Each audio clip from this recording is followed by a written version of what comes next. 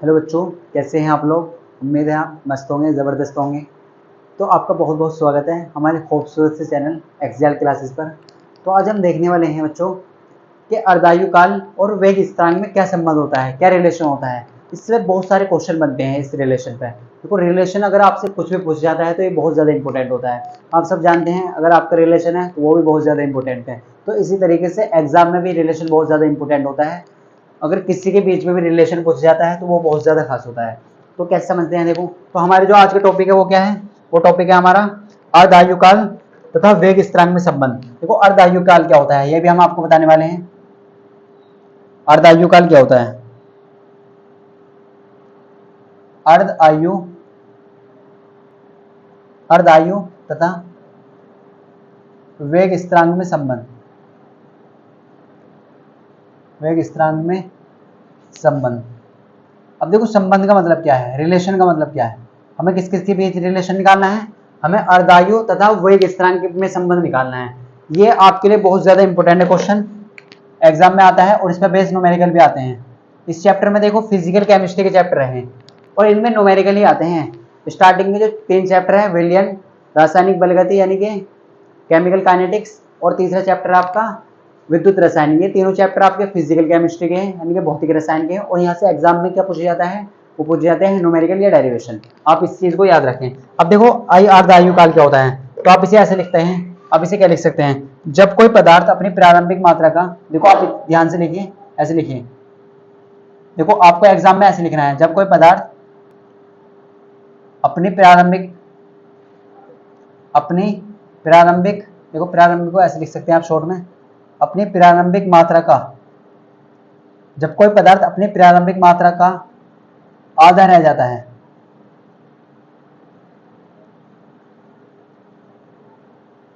जब कोई पदार्थ अपनी प्रारंभिक मात्रा का आधा रह जाता है तो वह समय अर्धायु कहलाता है। तो वह समय अर्धायु कहलाता है। अर्धायु कहलाता है। इससे कैसे रिप्रेजेंट करते हैं, इससे देखो इस तरीके से रिप्रेजेंट करते हैं, टी की 1/2, टी हाफ, इसे टी हाफ से प्रदर्शित करते हैं, टी हाफ से दिखाते हैं। ये ऐसे लिख लीजिए, इसे टी हाफ से दिखाते हैं। अब देखो, हम इसके बीच के निकालने हैं, रिलेशन निकालने वाले हैं। तो हमने क्या देखा, अर्धायु का हमने डेफिनेशन देखी। तो अर्धायु किसे कहते हैं, जब कोई पदार्थ अपनी प्रारंभिक मात्रा का आधा रह जाता है। अगर मान लो वो कोई चीज 100% है, अगर वो 50% रह जाए तो वो क्या कहलाएगा, अर्धायु कहलाएगा। और इस टाइम को क्या बोलते हैं, अर्धायु कहते हैं। देखो, जब कोई पदार्थ अपनी प्रारंभिक मात्रा का आधा रह जाता है तो वह समय क्या कहलाता है, अर्धायु कहलाता है। वो जो टाइम है, देखो मान लो कोई चीज 100% थी और वो कुछ समय बाद क्या हो चुकी है, 50% हो चुकी है। तो इन्हें जो इस 100 से 50% होने में जो समय लगा है, जो टाइम लगा है, उसे क्या कहते हैं, अर्धायु काल कहते हैं, अर्धायु कहते हैं। अब इसे रिप्रेजेंट करते हैं टी हाफ से, क्या कहते हैं, टी हाफ से रिप्रेजेंट करते हैं। तो अगर हम बात करें आपसे, देखो इसके डेरिवेशन की, तो डेरिवेशन बहुत ज्यादा इंपॉर्टेंट है, यानी कि सिंपल भी है, आप आसानी से समझ सकते हैं। तो देखो, हमने जो भी दोनों डेरिवेशन करे हैं, दोनों में सेम प्रोसेस था। हमने ए एरो पी प्रोडक्ट लिया, यानी कि इनिशियल क्या था, ए था, अगर प्रोडक्ट 0 था तब, फिर ए माइनस एक्स, फिर एक्स हो गया। तो यहाँ पर भी सेम ऐसी कंडीशन होगी। देखो, अगर हम आपसे बात करें तो यहाँ पर क्या लेंगे, इस तरीके से बात करें आपसे। अब देखो, आपसे ये बात करें हम, पी है प्रोडक्ट, ए है रिएक्टेंट, यानी कि ए क्या है, वो है अभिकारक, और ये पी क्या है, ये है सर उत्पाद, ये क्या है, उत्पाद। अब देखो, अगर हम बात करते हैं अर्धायु, हमें क्या निकालना है, टी हाफ और काय में वेग स्थिरांक होता है के, इन दोनों में रिलेशन निकालना है। इन दोनों में क्या करना है, रिलेशन निकालना है, इनमें क्या रिलेशन है।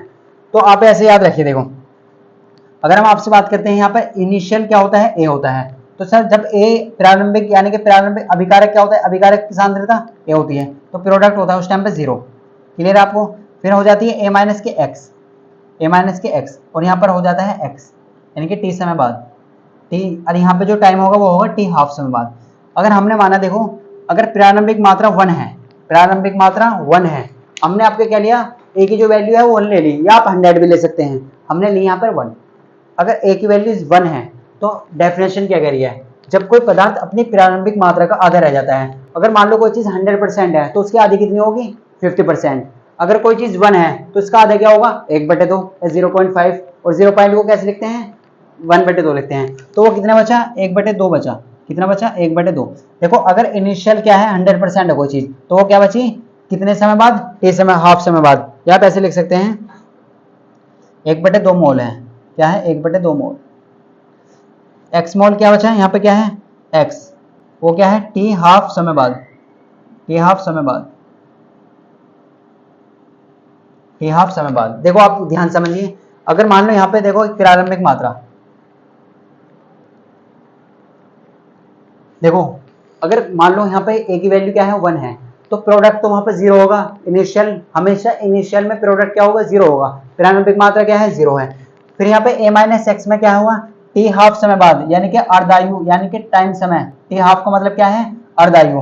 तो जब कोई पदार्थ अपनी प्रारंभिक मात्रा का आधा रह जाता है तो वो समय क्या कहलाता है अर्धायु तो कहलाता है। और इसे कैसे रिप्रेजेंट करते हैं टी हाफ से। जब कोई पदार्थ 100% था तो वो कितना बचा आधा बचा तो उसे कितना समय लगा टी हाफ समय तो लगा। तो ये आपको क्लियर हो जाएगा। देखो यहाँ से तो यहाँ पे क्या है इनिशियल कितना है 1 और यहाँ पर क्या है 1/2। आप इसे ऐसे भी लिख सकते हैं 1%, 100% और 50%। इसका मतलब भी वही है। आप आसानी के साथ कैसे भी कर सकते हैं। देखो अब इसे सोल्व कैसे करेंगे। अब देखो यहाँ पे अभी हमने एक फॉर्मूला पढ़ा था। यहाँ पे कहेंगे हम प्रथम कोटि की अभिक्रिया से। प्रथम कोटि की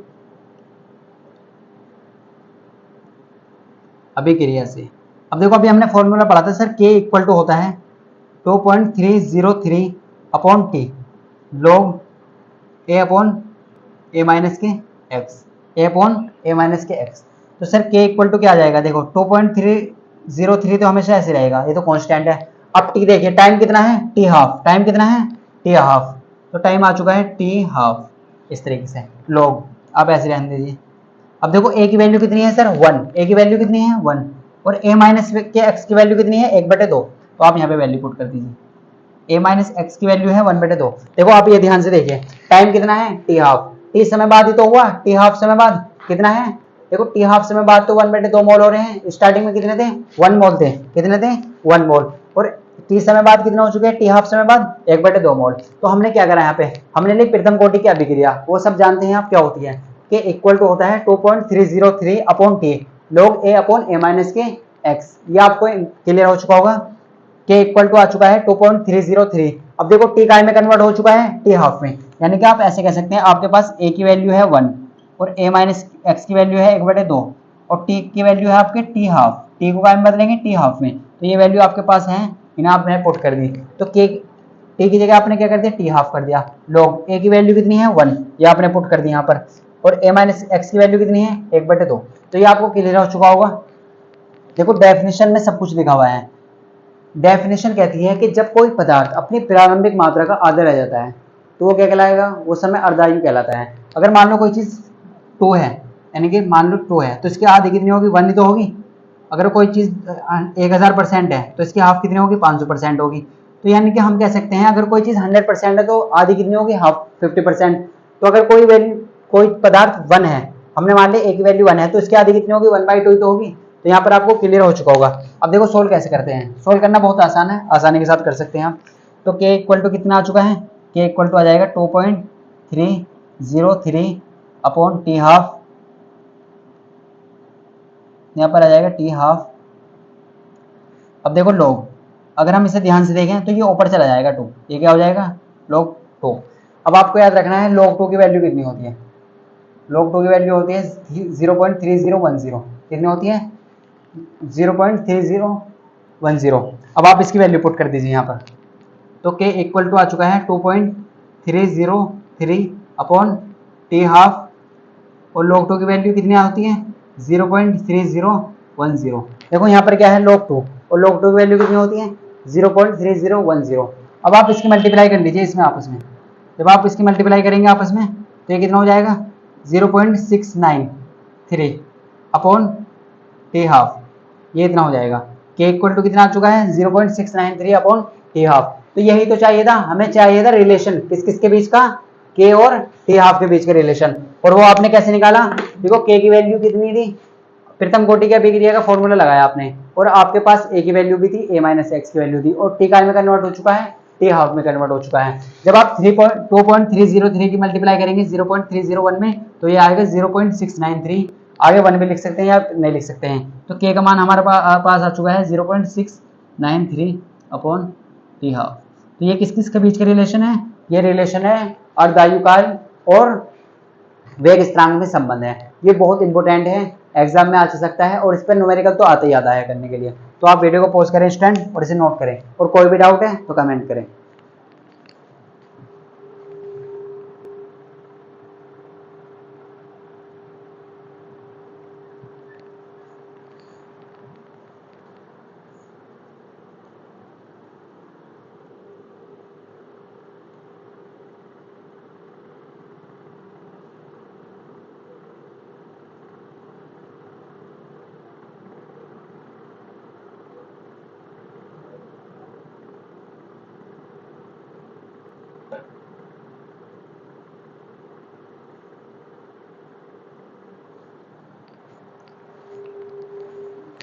तो स्टैंड आपने नोट कर लिया होगा। देखो एक बार हम आपको बता देते हैं, थोड़ा सा रिवाइज करा देते हैं।